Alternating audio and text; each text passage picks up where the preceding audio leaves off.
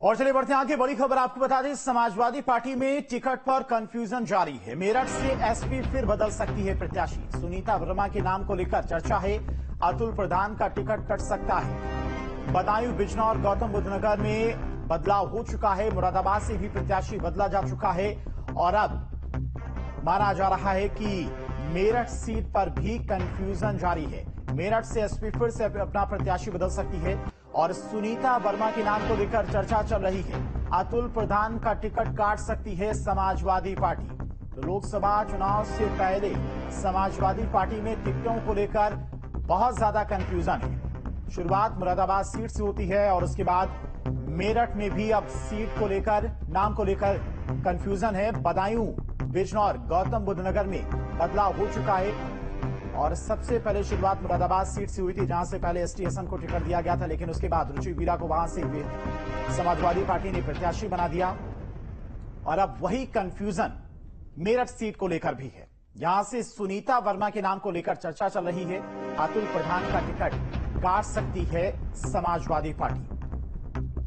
बड़ी खबर आपको बता दे, समाजवादी पार्टी में टिकट पर कंफ्यूजन जारी है। मेरठ से एसपी फिर से प्रत्याशी बदल सकती है। सुनीता वर्मा के नाम को लेकर चर्चा है और अतुल प्रधान का टिकट काट सकती है समाजवादी पार्टी। बदायूं, बिजनौर, गौतम बुद्ध नगर में बदलाव हो चुका है।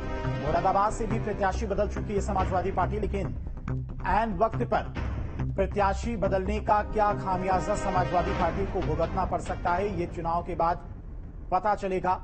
क्योंकि जिन लोगों का टिकट काटा जा रहा है वो कहीं ना कहीं विरोध भी कर रहे हैं। और यही कुछ हाल अगर मुरादाबाद सीट की बात करें तो वहां पर भी रहा था। पहले एसटी हसन को वहां से उम्मीदवार बनाया गया। एसटी हसन ने अपना नामांकन दाखिल कर दिया और उसके बाद वहां से समाजवादी पार्टी ने अपना प्रत्याशी बदलकर रुचि वीरा को प्रत्याशी घोषित कर दिया, जिसके बाद एक लेटर भी जारी होता है जिसमें अखिलेश चाहते थे कि मुरादाबाद से एसटी हसन प्रत्याशी रहें। लेकिन इतनी सारी कंफ्यूजन के चलते कहीं ना कहीं समाजवादी पार्टी को लोकसभा चुनाव में नुकसान का खामियाजा भी उठाना पड़ सकता है, क्योंकि जिन प्रत्याशियों का टिकट काटा जा रहा है समाजवादी पार्टी के पुराने और गद्दावर नेता हैं। इनका टिकट काटने से समाजवादी पार्टी को कहीं ना कहीं नुकसान का खामियाजा भी उठाना पड़ सकता है। तो मेरठ सीट को लेकर अब कंफ्यूजन बनी हुई है।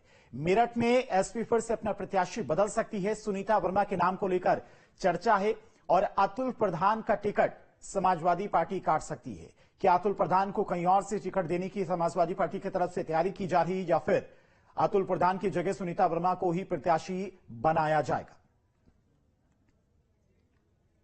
और इसी खबर पर तमाम सारी जानकारी के साथ में मेरठ से संवाददाता अभिषेक हमारे साथ जुड़ गए हैं।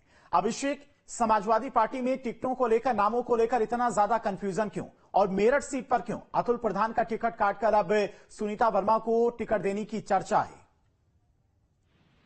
देखिए, ये चर्चा है जब तक नामांकन ना हो जाए, जब तक ये कहना बड़ा मुश्किल है, सिंबल ना मिल जाए।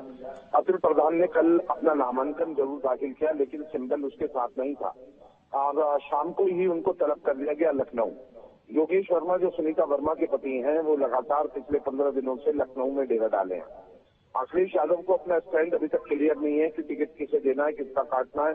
भानु प्रताप सिंह का जब से टिकट कटा है तब से लगातार ये समाजवादी पार्टी नहीं, बीजेपी के लोग भी ये कह रहे हैं कि अगर योगेश वर्मा का टिकट होता है तो वो टफ कंटेस्टेंट होंगे अरुण गोविल के सामने और मुकाबला बहुत कड़ा होगा। लेकिन उसके बावजूद भी पिछले मेयर चुनाव में अतुल प्रधान की पत्नी को टिकट दिया और समाजवादी पार्टी से छिटककर सारा मुस्लिम वोट AIMIM को चला गया। अब फिर से अतुल प्रधान को टिकट थमा दिया। उसके बाद अब ये चर्चा चल रही है कि सुनीता वर्मा को टिकट दे दिया है, लेकिन आज नामांकन का आखिरी दिन है।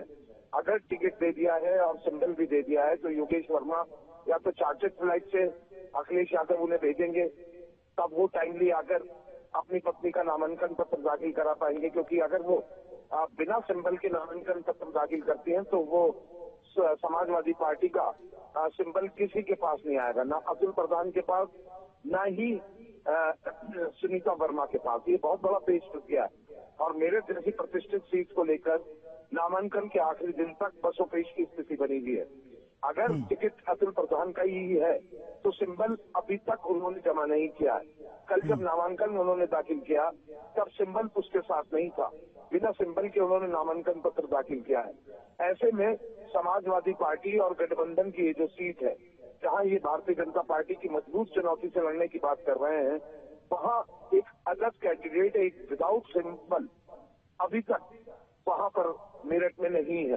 तो ये स्थिति आप समझ सकते हैं कि विपक्ष कितना उलझा हुआ है और अखिलेश यादव क्यों पसोपेश में है, ये समझ नहीं आता। क्यों प्रेशर टैक्टिस या तो कार्यकर्ताओं की है, इतना राष्ट्रीय अध्यक्ष के सामने लोगों का प्रेशर, ये अपने आप में ये बताता है कि समाजवादी पार्टी से इसलिए ही लोग परेशान रहे जब उनकी सरकार रही कि कोई भी कार्यकर्ता कहीं भी कुछ भी उल्लंघन कर देता था और लॉ एंड ऑर्डर को, स्थिति को बिगाड़ देता था और ऊपर से उस पर एक्शन नहीं होता था।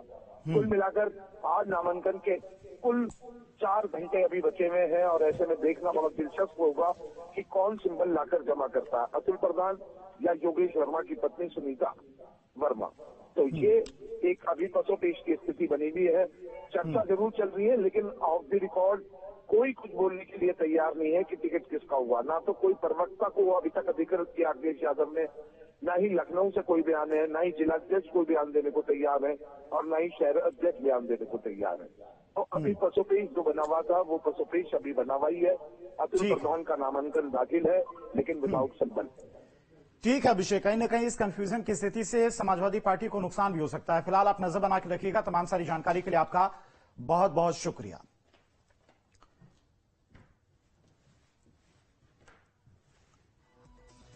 तो समाजवादी पार्टी मेरठ से इस बार फिर से प्रत्याशी बदल सकती है। हालांकि सूत्रों के हवाले से खबर है क्योंकि अतुल प्रधान ने अपना नामांकन भी दाखिल कर दिया है और आज नामांकन का आखिरी दिन भी है।